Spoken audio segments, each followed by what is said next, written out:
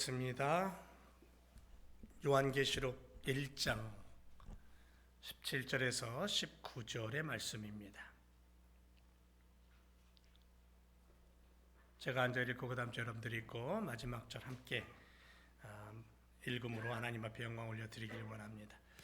요한계시록 1장 17절 내가 볼 때에 그의 발 앞에 엎드러져 죽은 자 같이 되매 그가 오른손을 내게 얹고 이르시되 두려워하지 말라 나는 처음이요 마지막이니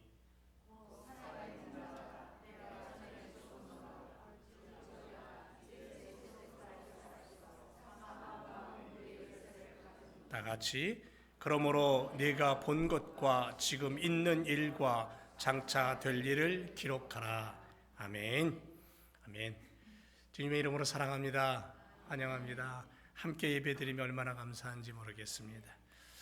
오늘 말씀의 그 포인트는 예배입니다. 예배가 우리의 숨결이 되게 하라. 두 번째 시간입니다.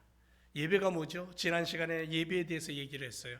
예배가 무엇입니까? 예배라는 것은 하나님의 하나님 되심을 고백하고 인정하고 하나님의 은혜와 사랑과 축복에 감사하여서 그 이름에 합당한 영광을 올려드리는 행위가 예배입니다. 오늘 우리가 예배 드리고 있는 거예요. 그런 마음으로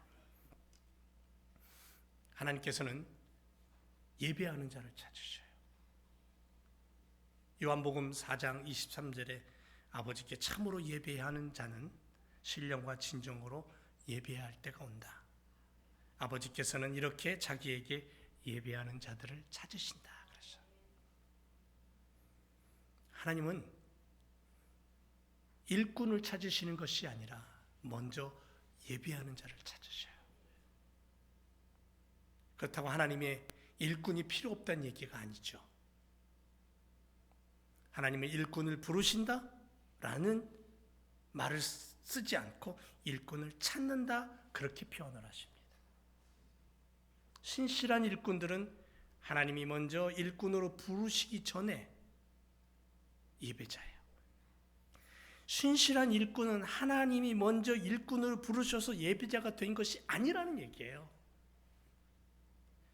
예배자로서 나 자신을 하나님 앞에 먼저 드리고 그리고 예배자로 섰더니 하나님이 나를 일꾼으로 부르셔서 사용하셨다는 거죠.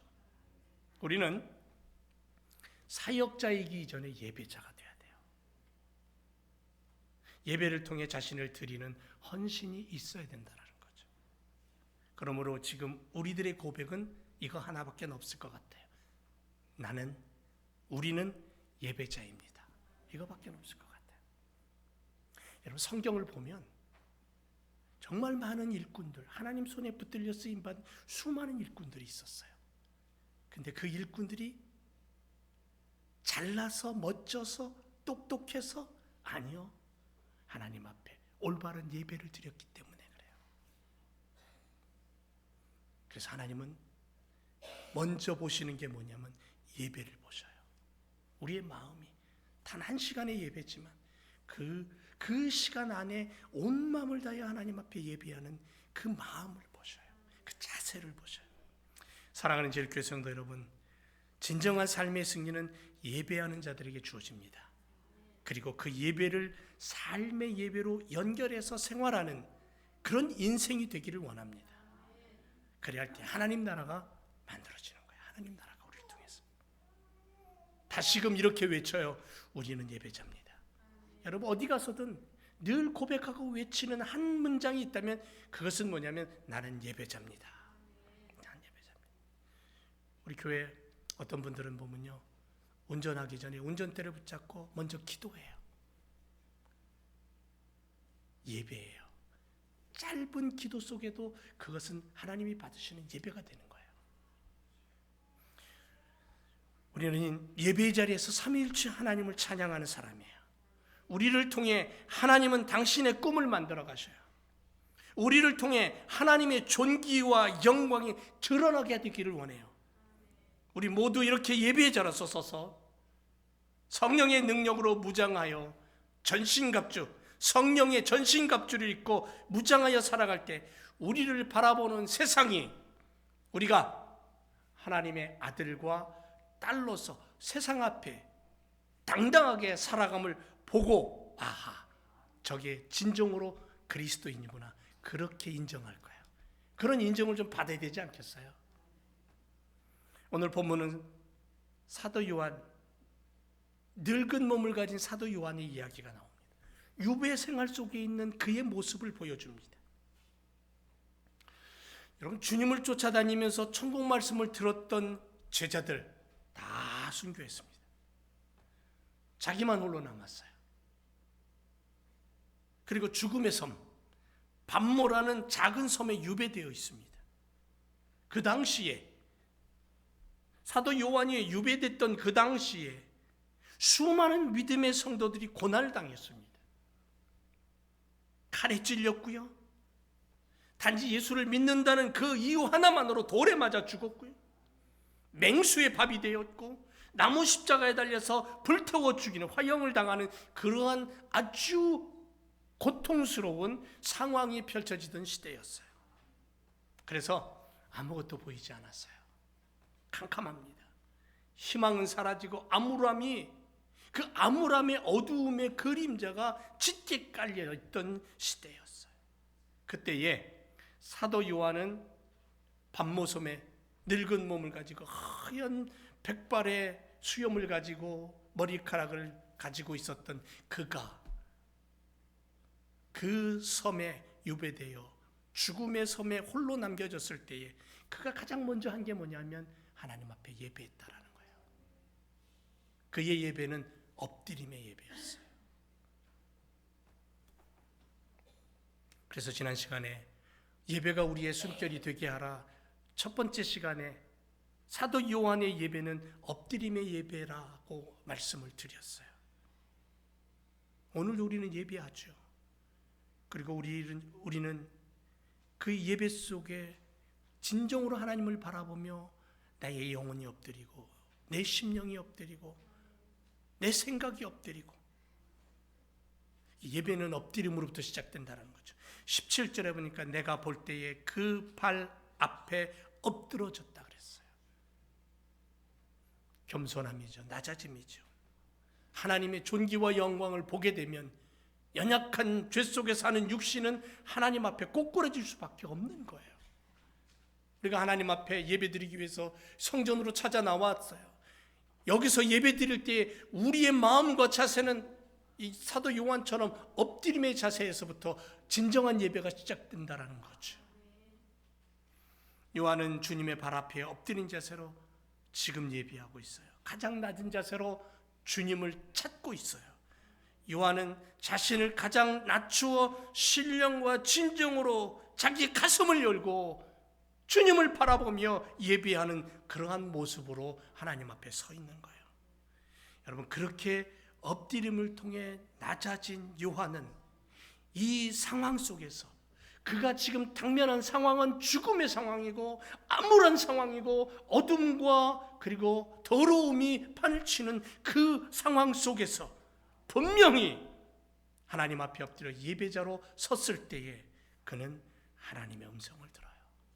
그리고 그가 예배자로 섰을 때에 예배자가 외쳐야 될 메시지가 무언가를 깨닫게 돼요. 그리고는 그가 그 메시지를 외칩니다.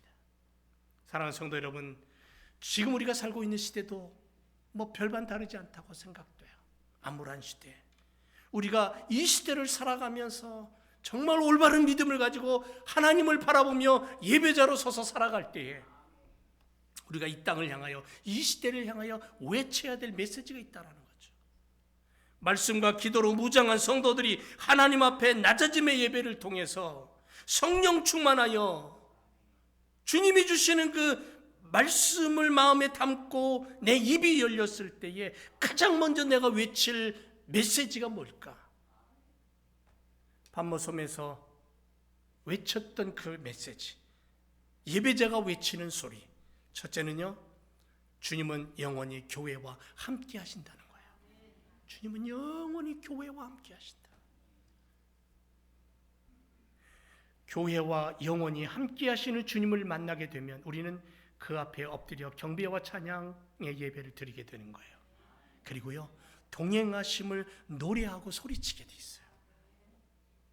여러분, 처음 예수님을 만났을 때 저는 제 자신이 기억나요. 너무너무 기뻐서 그냥 맨날 노래하고 다녔어요. 맨날 노래하고 다녔어요. 맨날 찬양하고 다녔어요. 그래서 어린 그 청소년 시절에 제 꿈이 뭐냐면 성악가가 되는 게 꿈이었어요. 노래하는 자가 되기를 원했어요. 하나님을 찬양하는 자가 되겠다고. 심지어는 어떻게 했는지 아세요? 제가 밥 먹을 때 숟가락 가지고 혓바닥 누르면서 막 밥을 먹었어요. 발성 연습한다고요, 고래고래 소리 지르고. 좀 조용히 하라고 어머니가 그 소리 쳐도 그냥 여기저기서. 사도 요한이 밤모섬에서 환상을 통해 맨 처음 본 것은 오른손에 7별과 7 금촛대를 쥐고 계신 주님의 모습이었어요. 20절에 보니까 7별은 7 교회의 사자요, 7 촛대는 7 교회를 상징한다 그랬어요. 또 오른손은 능력과 권위를 상징해요. 따라서 주님께서 오른손에 7별과 7 그 촛대를 쥐고 계시다라는 것은 무엇을 의미하냐면 바로 그 예수님이 교회의 통치자라는 의미예요. 교회를 다스리는 분이에요. 이끌어 가시는 분이에요. 주님은 교회의 머리 되셔요. 에베소 5장 23절에 남편이 아내의 머리됨 같이 그리스도께서 교회의 머리되었다 그래요. 바로 그분이 몸의 구주시라고 그래요. 요한은 자신이 받은 이 장엄한 계시의 기록을 소아시아의 7교회에 보내기 위해서 주님의 명령을 기록하고 있잖아요. 에베소 교회, 서머나 교회, 버가모 교회, 두아디라 교회, 사대, 빌라델피아, 라오디게아 7교회에다가 편지를 보냅니다. 그리고 그 편지의 내용은 철저하게 주님을 드러냅니다. 교회를 다스리시는 주권자, 교회를 심판하시고 세상을 심판하는 심판자. 주님은 어려움에 처한 교회를 격려하시고 안일함과 죄에 빠져있는 교회와 성도들을 향하여 경고와 질책을 보내시고 힘겨운 싸움을 전개하고 있는 교회를 향하여는 끝까지 싸워라, 승리할 것이다, 위로와 격려를 보내시는 그분이셔요.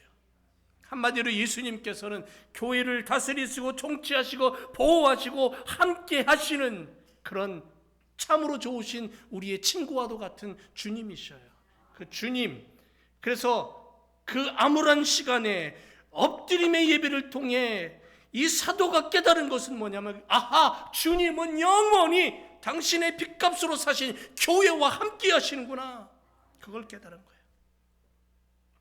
오늘 우리 교회도 함께 하십니다. 39년의 시간을 보내고 40주년을 바라보며 달려가는 제1교회에 주님은 함께 하십니다. 영원히 함께 하십니다. 우리가 예배하고 주님의 이름을 부르고 그분 앞에 엎드려 경배와 찬양을 올려드리고, 나는 처음이요 나중이라 그랬습니다. 알파와 오메가란 뜻이에요. 살아계신 하나님이에요. 그 하나님이 영원히 다스리시는 그 교회 위에, 당신의 신앙의 고백 위에, 반석 위에 세워진 이 교회, 핏값으로 사신 이 교회 위에 영원히 통치하시는 그 주님이 우리의 생명이시고 우리의 능력이신 줄 믿습니다. 그래서 우리가 오늘도 외쳐야 될 고백은 뭐냐면, 우리가 외쳐야 될 메시지는 뭐냐면, 주님은 영원히 교회와 함께 하신다는 거죠. 함께 하신다. 또 하나는요, 엎드림의 예배를 통한 예배자가 외칠 두 번째 메시지는 뭐냐면, 주님은 영원히 역사를 다스리신다는 거예요. 온 세상을 다스리셔요.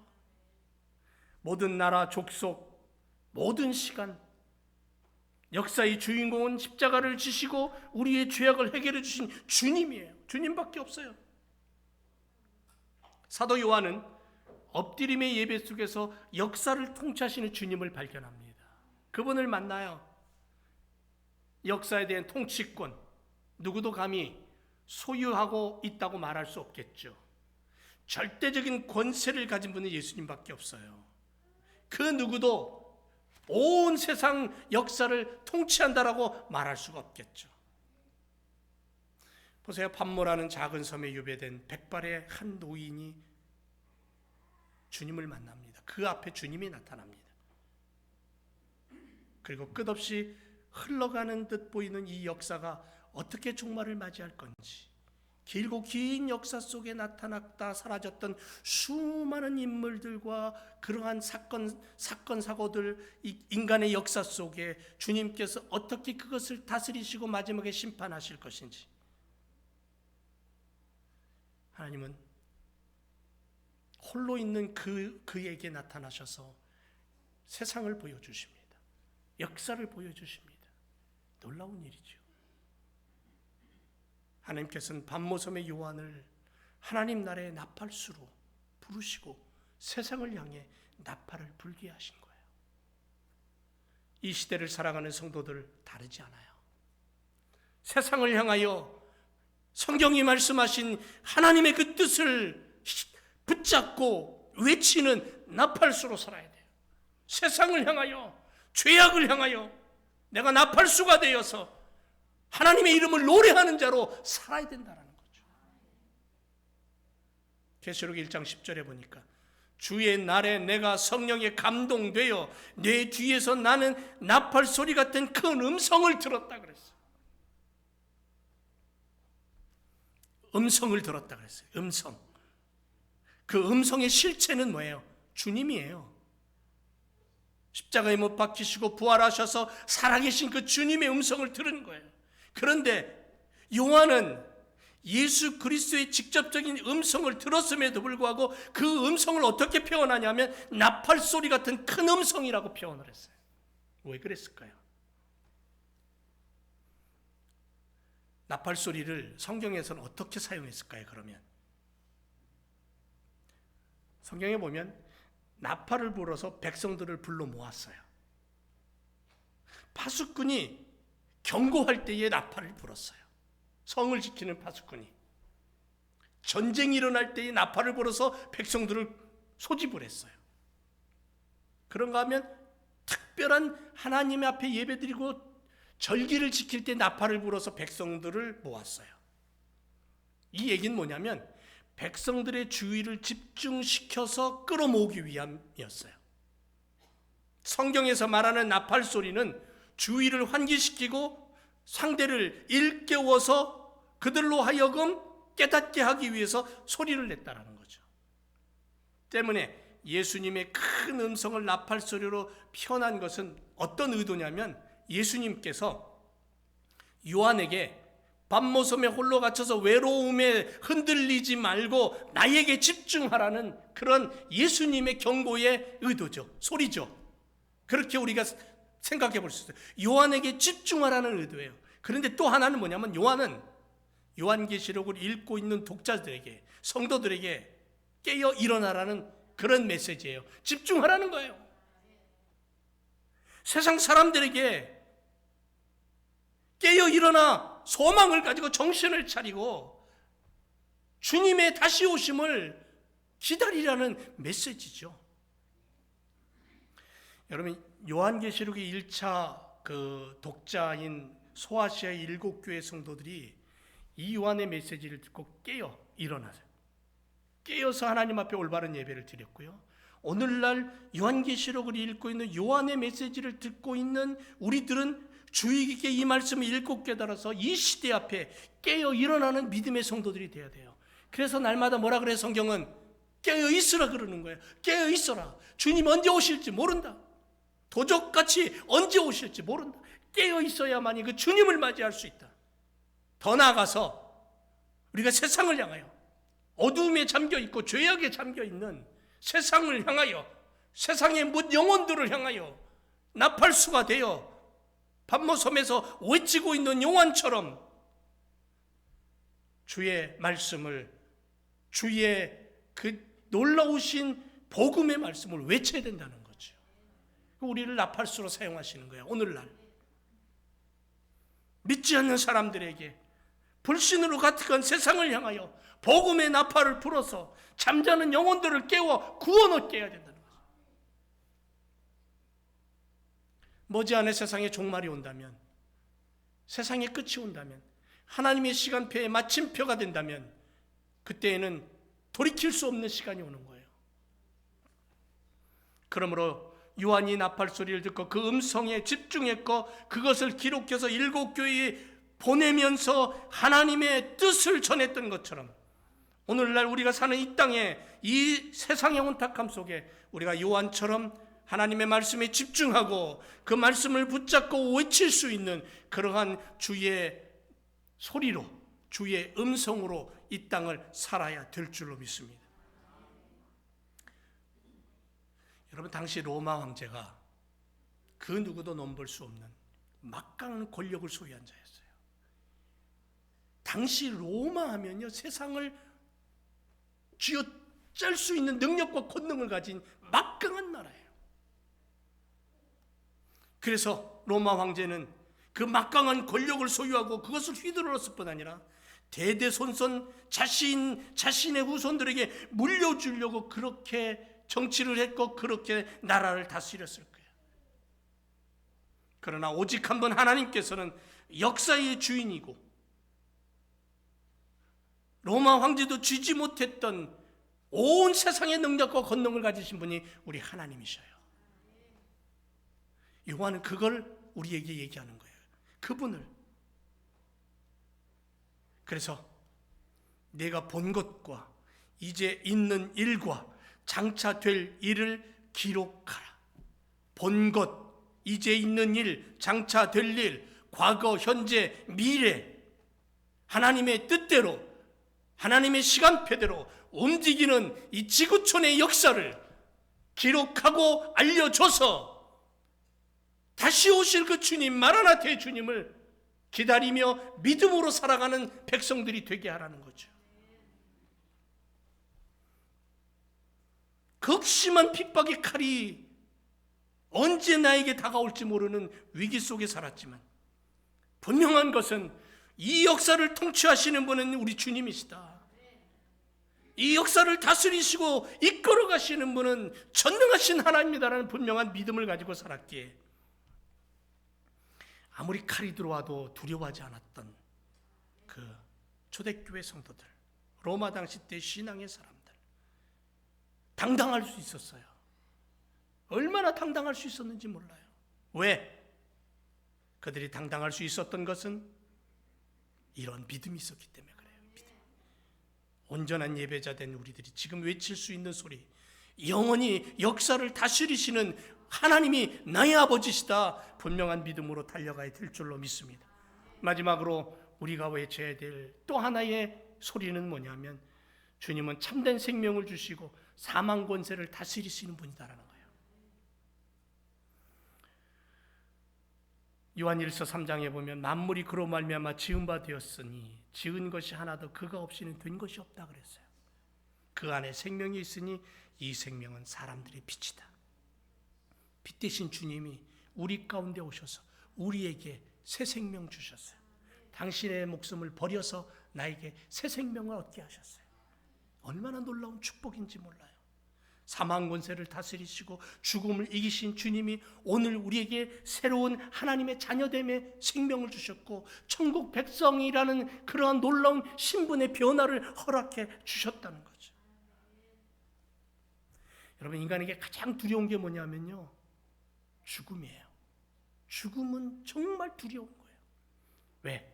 죽음은 누구나 한 번은 경험해야 되지만 한 번 가보지 않은 곳이기 때문에, 한 번도. 그런데 그 죽음이 왜 이렇게 두려운 것이냐면 하나님에 대한 반역이기 때문에 그래요. 죽음이라는 것은 죄의 결과이기 때문에 그래요. 그래서 세상에 그 많은 권세를 가진 자들도, 그 많은 부귀영화와 능력을 가진 자들도 죽음만큼은 해결하지 못했어요. 평생 영원히 살려고 불로초를 찾았던 진시황도 결국은 죽었어요. 죽음을 넘지 못했어요. 죽음을 극복하지 못했어요. 인간의 노력으로는 여전히 죽음이라는 이 문제만큼은 해결하지 못해요. 그러나 우리 주님은 해결하셨어요. 주님만은 죽음을 뛰어넘어서 무덤문 열고 다시 살아나셨고 우리에게 분명히 말씀했잖아요. 내가 다시 너희를 데리러 오마야. 약속하셨어요. 죽음을 정복하신 주님, 우리에게 당당하게 말씀하십니다. 내가 살았으니 너희도 살아날 것이다.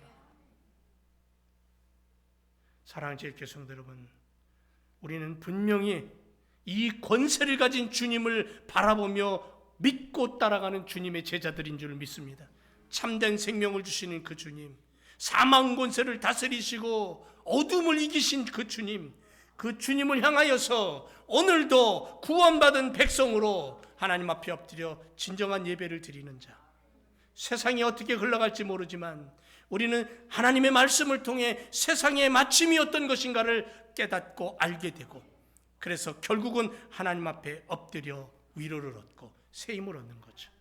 예배자만이 위로를 얻고 예배자만이 하나님의 축복을 누리고 예배자들이 하나님의 복음의 나팔로 사용될 줄로 믿습니다. 주님은 영원히 교회를 다스리시고 역사를 이끄시고, 그리고 우리에게 새 생명 주시며 어둠의 세력을 묶고 저 무조갱으로 던져버리는 능력과 권능의 주님임을 믿습니다. 그 주님과 함께 이 한 주간도 승리하는 믿음의 걸음이 되시기를 예수님의 이름으로 축원을 드립니다. 기도하겠습니다.